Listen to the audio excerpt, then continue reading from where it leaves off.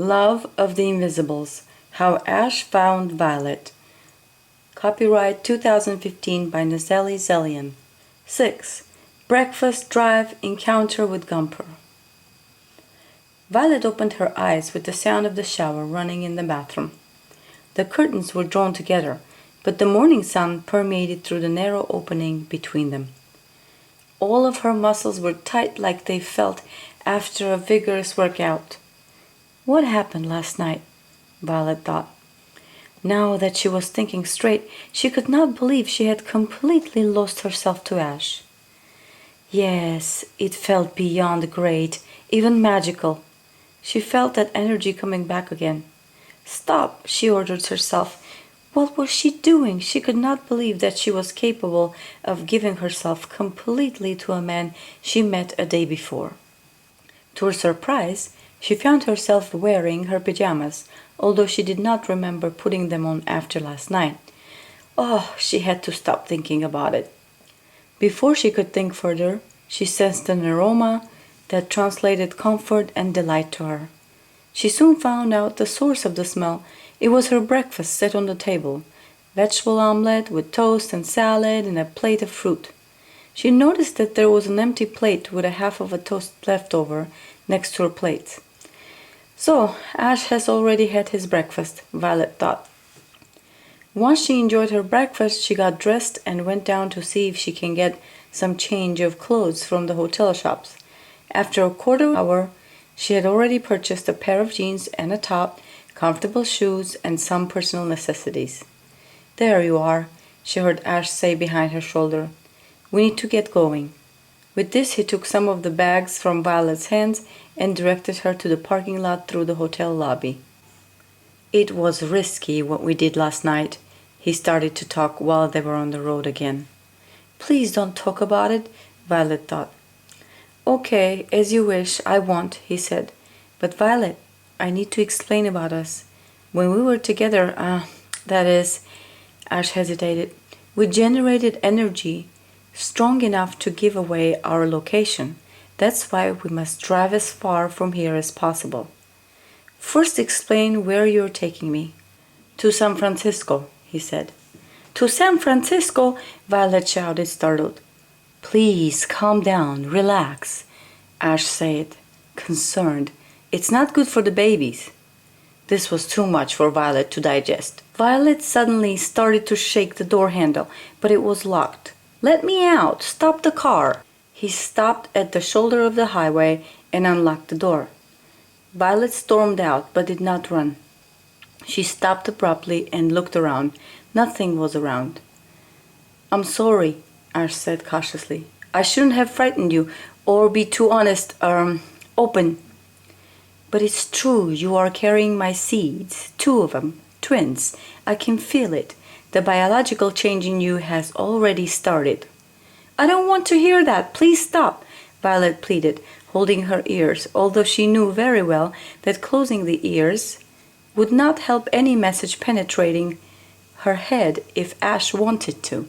Ash suddenly stirred. His dark gray eyes turned to very light. Their transformation was so fast that it terrified Violet and she froze in her place. Violet, don't be afraid. Trust me. Get into the car. No time to lose. His thought permeated into hers very clearly, and the tone was steady yet urgent. Violet, a lot depends on it. He stretched his hand. Violet was still hesitant. There he is, Ash shouted. Come, he ordered. Violet started. Get into the car. He started the car, picked her up, and shoved her into the front seat. Seat belt, he shouted. Violet sat dumbfounded. Violet, fasten your seat belt, he insisted. Violet obeyed. He looked behind the mirror. He's gaining on us. Is this that man with the violet eyes that was in the car? Violet asked. Ash drove like a maniac. No, but he's equally a dangerous man, and I don't know the color of his eyes because I have never met him, but he is my rival. In what way? Violet asked. Must you ask so many questions, woman? He was getting very agitated. Ash looked back. The blue car behind them was gaining on their car with very fast speed.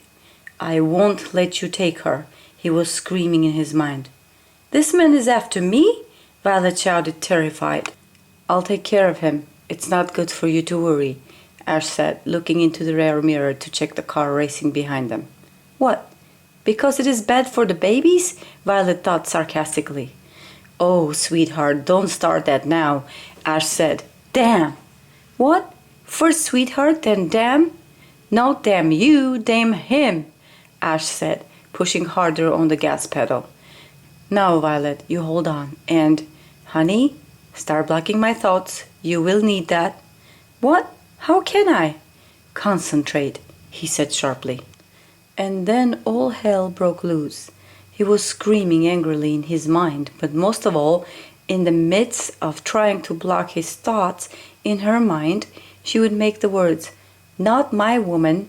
Don't you dare. I will destroy you." Yes, blocking his thoughts would be a good idea. How do I do it?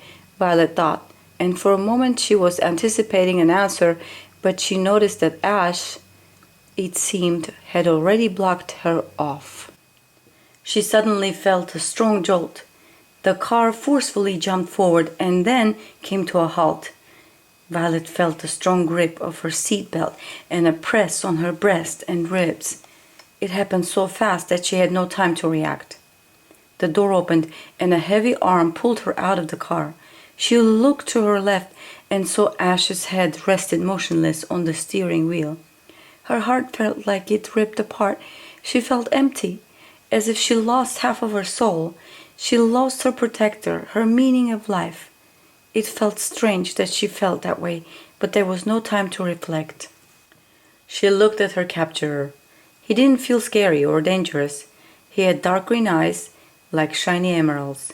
He looked at her with a mesmerized look, like she was a goddess, and he wiggled his nose as if he wanted to smell her nectar, like she was a passion flower. She felt an irresistible magnetism to him and a strange raw animal attraction that defied any common sense. She felt like she was in daze and could not think. Her breathing almost stopped. He smiled and motioned her to walk to his car. No thoughts, no words, just holding her hand. She walked with him, hypnotized. "Gumper! Get away from her!" Violet suddenly woke up from her daze. "Ash, it was him! Dear, sweet Ash!" "Let go of his hand, Violet," came his command. She obeyed, and in an instant, an invisible force blew Gumper away from her to the ground. Violet stood there, not knowing what to do. "Get away from that vermin!" He walked towards his body and had a sudden urge to kick him until his last breath. "What am I doing? I'm a healer, not a killer," Violet read Ash's thoughts. He took Violet's hand and walked her away from where the man called Gumper was lying. "He's breathing," Violet said. "Yes, and if he is up, he will fight. Move, move." And then Ash realized that the car was not operational. "I must get his keys," he thought, and walked to Gumper once more. He took the keys from his hands, but in an instant Gumper held his arms and started what it looked like to Violet to drain all the energy that was left in Ash after the accident. She ran to them, even though she knew she shouldn't, and pleaded Gumper to stop. "So you choose him, is that it?" He looked at her, still holding Ash from his arms, which were getting weaker and weaker. "Look at me, lady. He's weaker than me." He shined those emerald eyes at him, momentarily starting to hypnotize her again. "Think of what I can give you," he told her softly. "Think of what life we can have." Violet moved forward, but then shook her head. Gumper wiggled his nose and his eyes widened. "You have laid with him," Gumper shouted as his emerald eyes turned to lightest green. "How could you?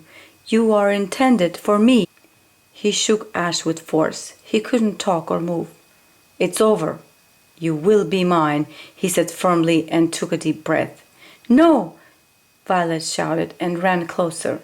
She held Ash's hand as Gumper held his other arm, and suddenly Violet felt a strange draw.